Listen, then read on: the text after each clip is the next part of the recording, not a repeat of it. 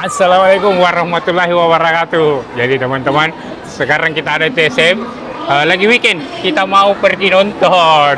Tunggu dulu. Ah, Apa itu yang rame-rame di belakang? Banyak Apa orang itu? antri. Indah tahu apa itu? Ayo ke sana deh. Tunggu dulu, kita video mah dulu toh, baru ke sana ke antri juga. Jadi sebelum nonton, kita cari cemilan dulu. Kita lihat juga apa itu di coklat tanah. Nah, teman-teman, jadi kita sudah antri. Brandnya namanya Coklat Tanah. Ini kayaknya brand baru di Makassar. Saya nggak tahu apa, tapi di situ cake, cookies, pokoknya kue-kue. Jadi kita antri demi si bos. Itu sana dia, Coklat Tanah. Lihat antriannya. Wait.